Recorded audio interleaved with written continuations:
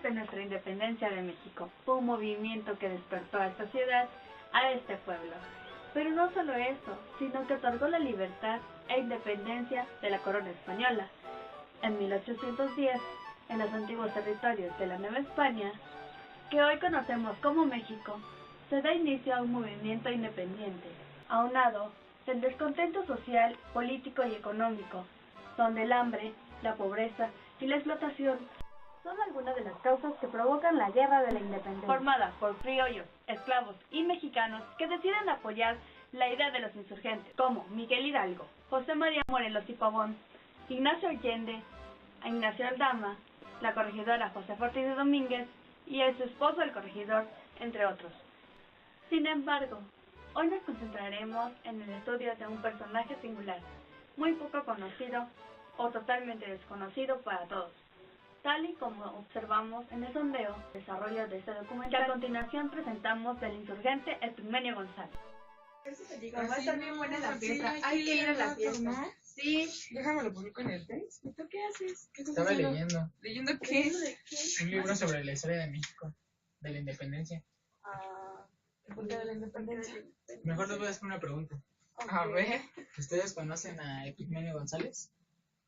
¿Epigmenio González? Sí, a Epigmenio González. Ay, no, ni idea. ¿Y eso por qué o qué? ¿Quién es o qué? Fue uno de los principales conspiradores de la independencia de México, para que nosotros fuéramos libres. Principales conspiradores. Sí. Nadie lo conoce. ¿Y no que fue Miguel Hidalgo y todo eso? ¿Por qué? Te lo voy a comprobar, vas a ver. Ok. No sé.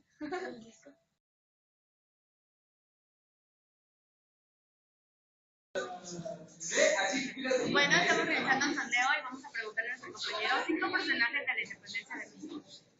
Pues 5 personajes que fueron así muy destacados en la independencia de México fue Miguel Hidalgo, José Ortiz de Domínguez, José María Morelos, Allende y Vicente Guerrero.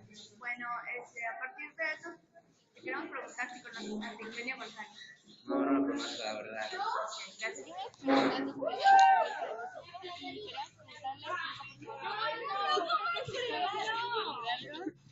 Ignacio Allende, José María Morelos. Vicente Guerrero. Ortiz de Domínguez. ¿Conocen a Epigmenio González? Vamos a preguntarle 5 personajes de la independencia. Ok, 5 personajes de la independencia de México.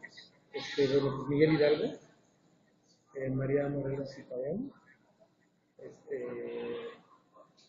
José Ortiz de Domínguez, Mariano Matamoros y Allende. Okay. Queremos preguntarle si conoce a Epigmenio González. Epigmenio González, no me viene ¿No conoce? no. Okay. Supongo que intervino ahorita, supongo que intervino en la independencia. No lo recuerdo. ¿Sabe quién es?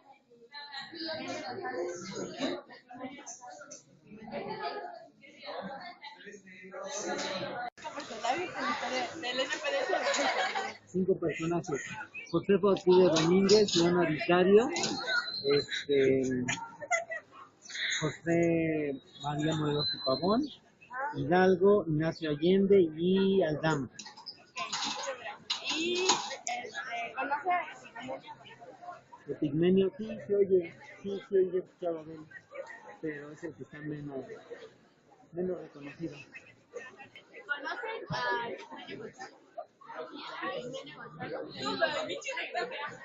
¿Quién es Epigmenio González? Un personaje de la historia. Epigmenio González fue un insurgente y uno de los primeros y más entusiastas partidarios de la independencia de México. Y si bien no se denota su papel con las armas en la mano, es debido a que fue encarcelado horas antes del movimiento armado que inició el cura Miguel Hidalgo. Por lo menos, Epigmenio González se ocupó de fabricar estas armas que se utilizaron en la Guerra de Independencia. González nace en 1778, era natural de Querétaro y fue hijo de españoles peninsulares favorecidos por el comercio. Él, junto a su hermano Emeterio, quedaron huérfanos y a cargo de la dueña de una pulpería o tienda de abarrotes. Cuando murió, ella les heredó una casa y la mitad de la pulpería.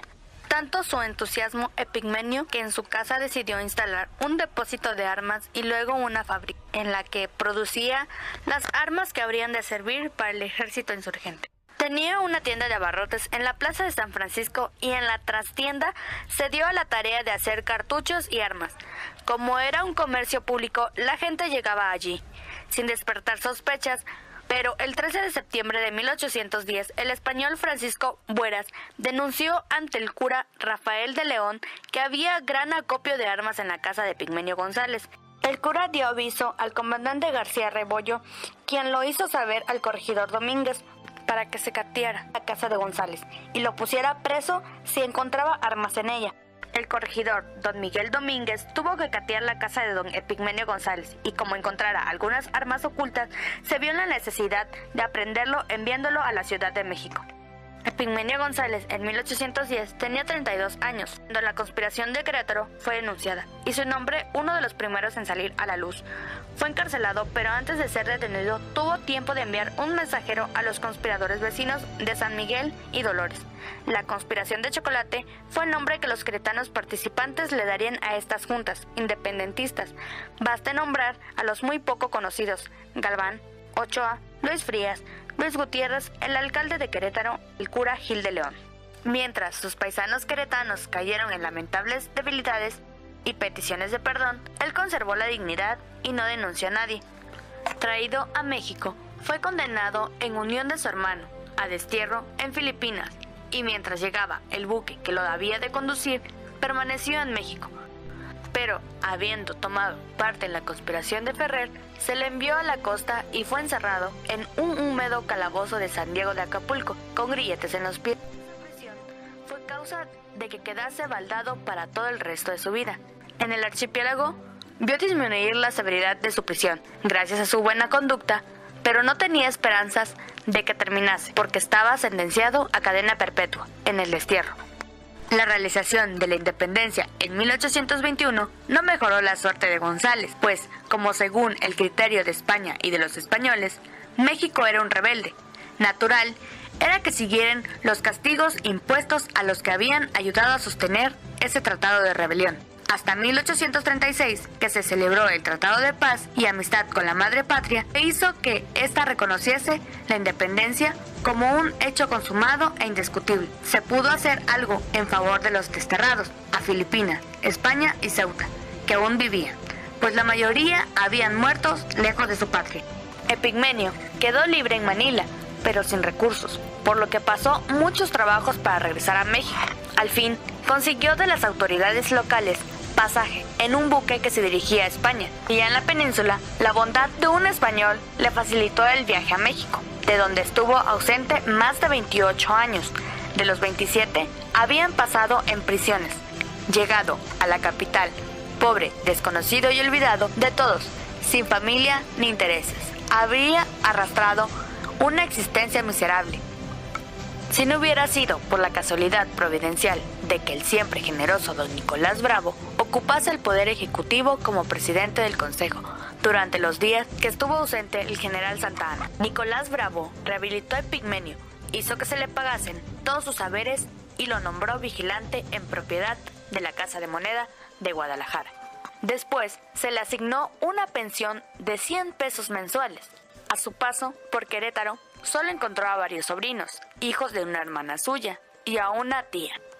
Radicado en Guadalajara por el resto de su vida, era tenido por loco por sus contemporáneos y, en efecto, parece que sus facultades mentales habían menguado, algo a causa de su larga prisión. Sin embargo, cumplía exactamente con los deberes de su empleo. Falleció en aquella ciudad el 19 de julio de 1858, a los 80 años de edad. En 17 de septiembre de 1890, sus restos fueron trasladados al Panteón Municipal y se colocó una lápida conmemorativa en la casa de la calle de los Pericos. En Querétaro, se había honrado su memoria colocando otra lápida en la casa de la Plaza de San Francisco, donde vivieron y fueron aprehendidos Epigmenio González y su hermano Emeterio. La memoria de Emeterio se hubiesen perdido como la de tantos otros a no haber sido por su hermano. Pero Querétaro no ha sabido honrar la memoria de este mártir de la independencia que fue a morir a extraño suelo, purgando el delito de haber amado a su país.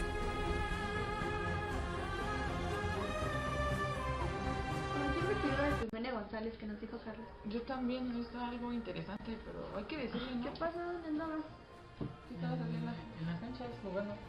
¿Por qué? Es ¿Qué que pasó? queríamos ¿Qué decirte que ya investigamos del primero. Ajá. ¿Y qué investigaron de Epigmenio González? Pues, lo que yo investigué dice que es el padre de la patria, que fue uno de los principales conspiradores. Pues, por ejemplo, yo también investigué que él era un comerciante cuando era joven. Cuando fue lo de la independencia, haz de cuenta que él se dedicaba a fabricar armas, municiones, bombas y todo eso. No sé, también investigué que era el que guardaban las, ¿cómo se puede decir? Las cartas de la conspiración, ¿no? Ah, sí, bueno, porque era de los conspiradores, entonces eso se tenía que mantener en secreto, pues, para que no se descubriera y se pudiera llevar a cabo. Sí, pero no sé si sepan que también a él lo traicionaron, que él sin en cambio no traicionó a los demás, sino siguió con sus ideales, que eso fue con eso ganó que lo enviaron a la cárcel junto con su hermano Emeterio. Pues más que nada era como un hombre muy firme, ¿no? O sea, como que él era leal, era así como de yo prometo, yo cumplo. Bueno, y de todo lo que hemos hablado, ya investigamos, ¿ustedes qué opinan? Pues yo opino que nos dejó muchas cosas que enseñar porque nunca traicionó sus ideales. No traicionó a los principales cabecillas como lo eran Miguel Hidalgo y los más reconocidos que ya conocemos. Y que desde entonces en la cárcel siguió conspirando y tratando de llegar a México. A pesar de que le costara su cadena perpetua, porque a veces estuvo conspirando en la cárcel, lo llevó a cadena perpetua, pero así nunca, como dice, nunca se negó, siempre siguió adelante con todo lo que hizo.